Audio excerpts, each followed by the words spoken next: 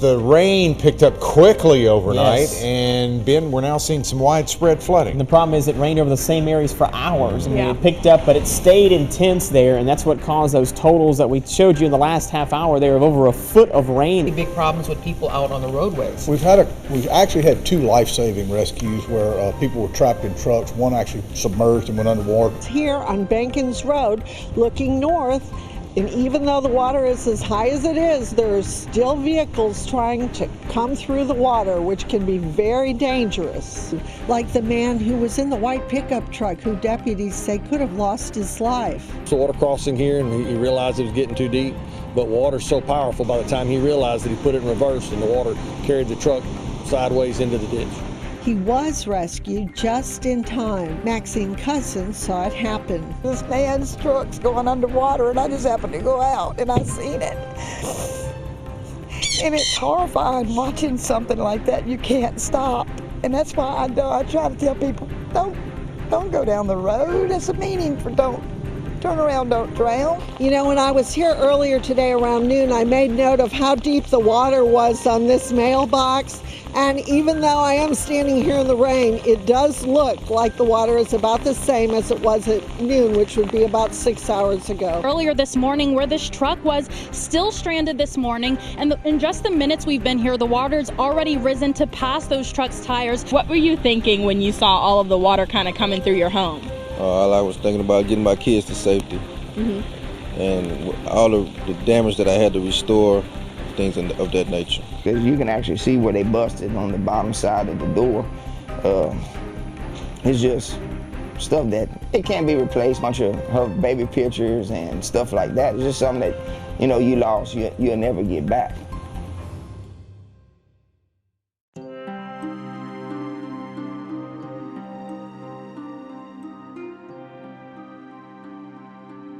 Drugs, sex, and 8 dead women. I believe she's with God, and that's the best place she can go. And she's free, and I think she's away from all the pain. More than 10 years after the first body is found, there are lots of theories, but still no answers. Was it the work of a serial killer? Was a law enforcement officer involved? Was it someone they knew? Who can kill 8 girls in a small town and no evidence, you know what I'm saying? This is Southwest Louisiana Unsolved, the Jeff Davis 8.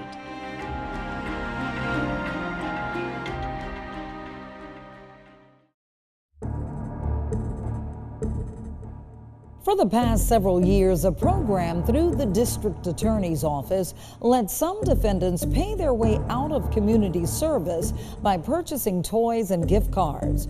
The program has been shrouded in controversy and the target of investigations at news outlets across the country.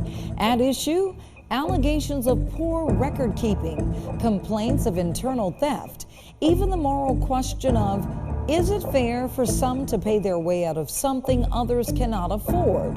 We had the opportunity here to give people that were originally charged with some sort of criminal offense the ability to contribute back into the system. I didn't understand why we weren't running those reports to go along with all the other funds that we were taking in and logging into the computer. Each time I brought that question up, I did not get an answer. It was just, no, just collect them at the end of the day. There's no reports that need to be ran, and send them upstairs. Once gift cards were collected, we're told they were used by the DA's office to buy toys for local children in need. The supervisor would then assign us a shopping day. We would go and shop for the toys for the toy drive then. She would give us a certain amount. We never knew how much. It was probably either $2,000 to $3,000 in gift cards. Jenny Odom, a former secretary in the misdemeanor probation office, says she saw internal theft firsthand.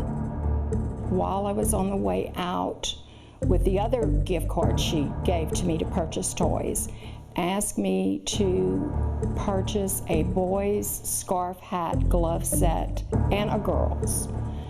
I did so. She said, put them on this gift card, get the receipt, bring them back to the office. I did that. I handed them to her. She had a United States postal box there ready. When I handed them to her, she put them in the box, closed the box, addressed it one to her granddaughter and one to her grandson, and shipped them. DeRosier says he's not aware of any theft within the office. No accounting, no accountability. When a car would come in, it wasn't posted in the computer. In fact, when one of the secretaries left, we were cleaning up the area, and there were a few gift cards that were under the copier that wasn't missed because they were never documented.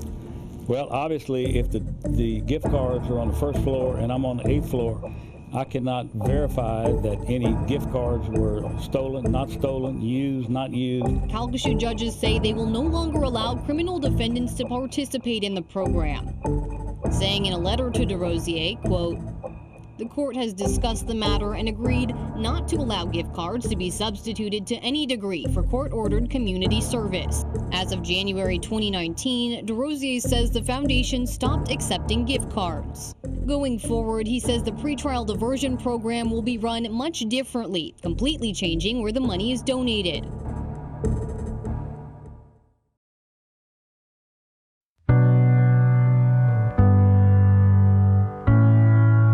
Drake was driving our boat, running up and down the dock, being a normal kid. Within 6 hours, Drake had had 2 seizures, lost every ability to walk, talk, function. He was paralyzed completely on his right side. My friend reached out to me. She's like, "Hey, can we make his Christmas extra special? It's not about presents, it's not about nothing. It's about letting him know our community loves him and they're behind him." Merry Christmas. Stay strong. God is with you. Your Christmas card from the President of the United States. My baby boy has united the entire world at this point.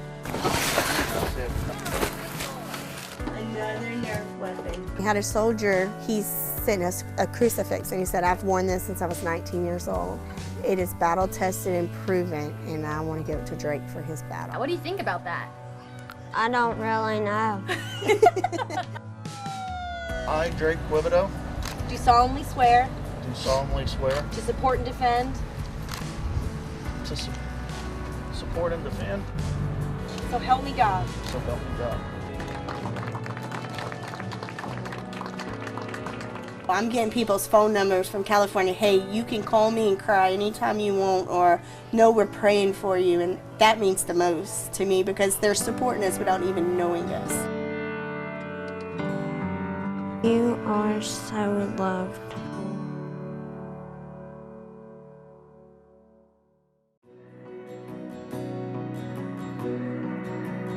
Good morning, guys. Pack the Tent has officially begun. So tell everyone what people can bring over and donate.